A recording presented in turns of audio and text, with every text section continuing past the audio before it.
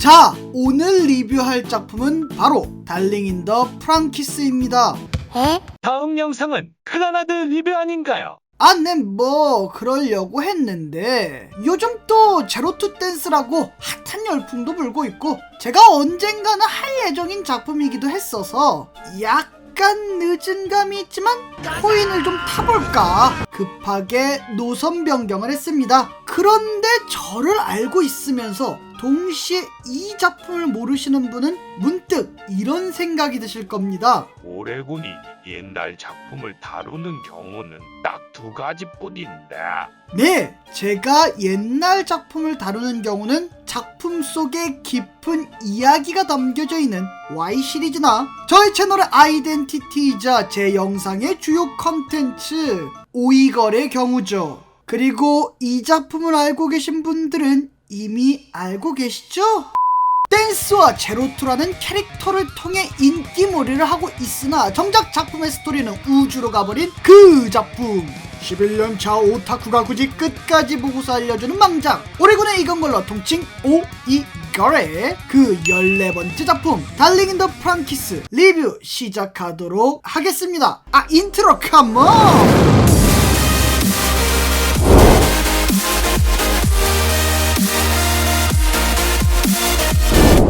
본 영상은 달링 인 더 프랑키스에 대한 치명적인 스포일러를 할 예정입니다. 안 보신 분들은 참고하시기를 바랍니다. 또한 제가 이 작품을 재미있게 봤건 재미없게 봤건 상관없이 여러분들의 감상평은 모두 존중받아 마땅합니다. 이 리뷰는 어디까지나 개인적인 감상평이라는 거 참고하세요.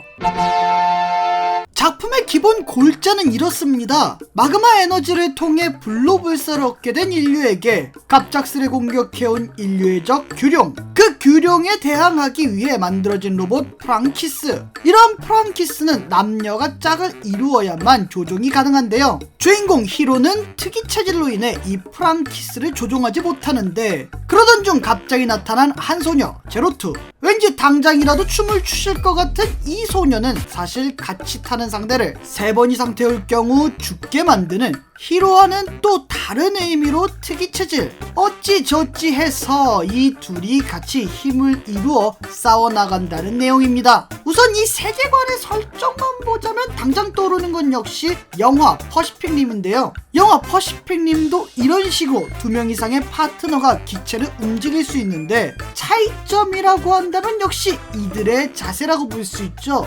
이 자세 자체와 기체를 움직이는 순간의 반응에서부터 짜증이 스멀스멀 올라오시는 분들 계실 텐데요. 당연스럽게도 저도 이 설정을 대단히 싫어합니다. 몇몇 부분들을 통해서 넘어갈 수는 있다고 보는 편입니다. 첫 번째, 본 작품의 세계관. 작품의 세계관은 규룡의 존재로 인해 돔 속에 처박혀 살게 되고 자신들을 지키기 위해 어린아이들을 희생시키는 이른바 디스토피아 세계관입니다. 디스토피아 세계관은 기본적으로 생존을 위해 도덕성을 포기한 사회. 이런 세계관에서 가장 먼저 착취당하는 포지션은 여성과 아이들입니다. 즉 이미 희생당하는 아이들 속에서도 상하 관계를 보여줘 일종의 디스토피아 세계관 특유의 불쾌감을 어필한다고 볼 수 있죠. 두 번째는 제로투의 캐릭터성. 방금 얘기했듯 기본적으로 프랑키스를 조종함에 있어 여성의 위치는 수동적일 수밖에 없는 위치입니다. 그러나 제로투의 행보는 대단히 능동적이고 항상 우위를 점하는 모습을 보여주죠. 조종자를 3번 이상 태울 시 죽게 만드는 설정이나 조종자가 죽더라도 본인 혼자서 조종할 수 있다는 점, 히로가 탈 수밖에 없다는 현실을 이용한다는 점들이 이를 대표한다고 볼 수 있습니다. 때문에 이러한 설정이 제로투의 캐릭터성을 좀 더 부각시킨다고 할 수 있죠. 마지막으로 성상품화가 목적이었다면 매 화마다 저런 씬을 보여주거나 기상천외한 방법으로 도킹하는 씬을 보여주는 이른바 뇌절을 했을 겁니다. 대표적으로 EX3이나 마장학원 HXH를 예로 들 수 있겠네요. 그러나 작중 이러한 성상품화 장면은 2화의 설정을 보여주기 위한 씬과 사춘기의 대립을 보여주는 8화 정도뿐. 그 이후에는 이미 연결된 상태로 스토리를 진행합니다. 즉 이런 쪽으로 뇌절을 할 생각이 제작진에게 없다는 얘기죠. 요약하자면 솔직히 호불호가 갈리며 그리 좋은 요소라 생각하지는 않지만 뇌절까지는 가지 않았다 정도로 정리할 수 있을 듯 합니다. 이런 말하기 뭐하지만 차라리 지금 뇌절을 했다면 후반부가 그리 충격적이지 않았을지도. 사실 달프는 뇌절의 끝판 20화 이전까지는 나름 재미있는 작품이지만 단점이 없는 작품은 아니었습니다. 프랑티스라는 로봇을 앞세우고는 있으나 실상 스토리는 아이들의 성장 스토리가 주이기에 액션 자체가 그리 많지 않고 그 승리 방식이 사이타마가 생각나는 원턴킬이라는 거, 메카모를 기대하시는 분들에게는 아쉬움 그 자체였죠. 거기에 후토시와 분명 잘 지내다가 뜬금 미츠루로 갈아타 아침 드라마를 연상케 해버린 코코로와 처음에는 압도적인 여왕님 혹은 마이웨이 포지션이었으나 뜬금없이 초조함을 보여 뇌절하는 제로투 등 다소 납득이 안 가는 캐릭터성으로 시청자들을 당황하게 만들기도 했습니다. 그러나 이러한 단점들이 있음에도 불구하고 저는 20화 전까지는 재미있게 본 사람입니다. 제로투라는 굉장히 매력적인 캐릭터, 전쟁 병기로서가 아닌 진정한 사람으로서 성장한 아이들, 그리고 그 성장을 방해하고 진실을 감추는 어른들, 적이 규룡이 아닌 어른들인 거와 같은 느낌을 주는 분위기, 생존을 위한 인간의 타락, 그로 인해 피해받는 아이들, 제가 정말 좋아하는 디스토피아 스토리의 정석이라고 볼 수 있죠. 그래서 정말 오랜만에 아주 괜찮은 오리지널 디스토피아물이 나오나 했는데 이걸 말 그대로 우주로 보내버립니다. 씨발. 스토리를 간단하게 정리하자면 이러합니다. 규룡들과 최종전을 벌이게 된 제로투와 히로, 바로 전화에서 사망 플래그란 플래그는 다 세운 히로답게 본 작전은 규룡들의 보스 제로원에 의해 실패하게 되고, 그러자 여태까지 흑막을 풀풀 풍기던 아버지라는 존재 중 몇 명이 어쩔 수 없다고 이야기하더니 갑자기 우주에서 뭔 이상한 친구들이 막 튀어나오고 규룡들과 박 터지게 싸우는데 얘 뭔가 싶을 찰나 본인들의 정체를 밝히는데 我々は宇宙のあらゆる知性体を同化し肉体という殻を捨てさせてきた. 네, 빌름이라는 외계인이라고 합니다. 이 뭔 개소리야! 자, 우선 릴렉스한 상태로 좀 얘기해 보겠습니다. 네, 뭐 그럴 수 있어요. 적이 외계인일 수 있지. 충분히 그럴 수 있다고 생각합니다. 그런데 문제는 말입니다. 도대체 언제 외계인이라는 떡밥을 던진 거죠? 설마 그 17화의 후반부에 잠깐 나오는 이걸 떡밥이라고 이야기하실 건 아니겠죠?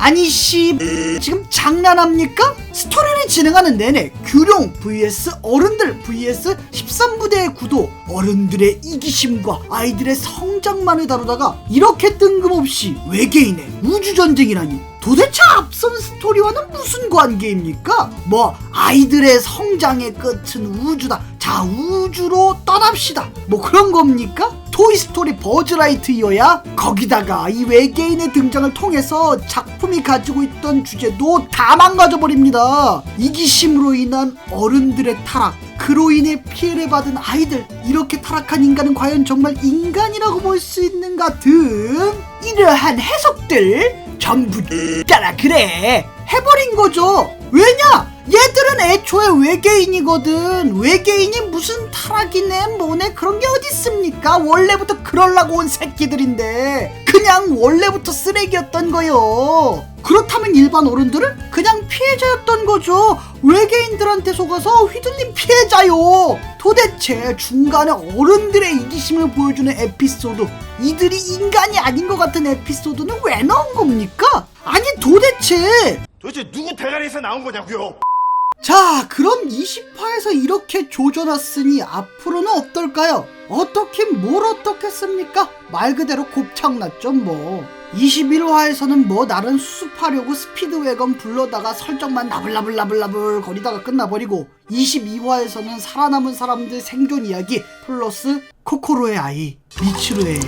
라는 아침 드라마 플러스 히로의 제로투 찾아 우주로가 한꺼번에 진행되는 바람에 스토리는 뒤죽박죽 난리 부르쓰고, 23화에서는 우주전쟁에 각성체가 인피니티 스타토스 파워드 슈트 입고 있는 제로투라는 거. 24화에서는 최종 보스와 만나서 지구인들아 내게 힘을 줘 에 이어 손에 손 잡고 를 시전하고는 같이 폭사하게 되어 히로와 제로투는 태극 엔딩을 끝으로 죽게 되죠.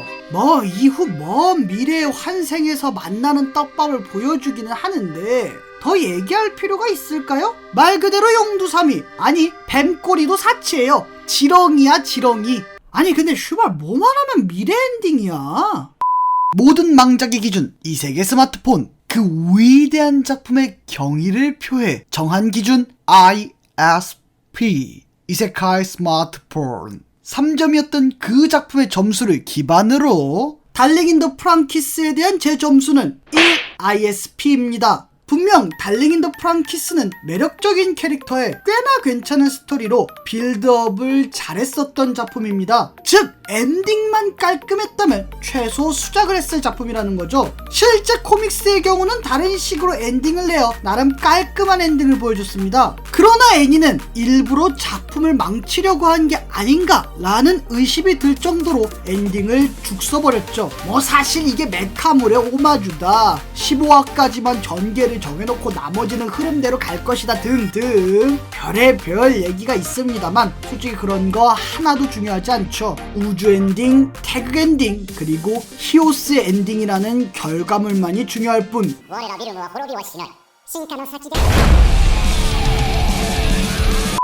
여러분들은 어떻게 보셨나요? 댓글에 많이 많이 남겨주세요. 감사합니다. 그럼 저는 다음 좋은 영상으로 찾아뵙죠. 여러분들의 덕질이 존중받는 그날까지 오래봐.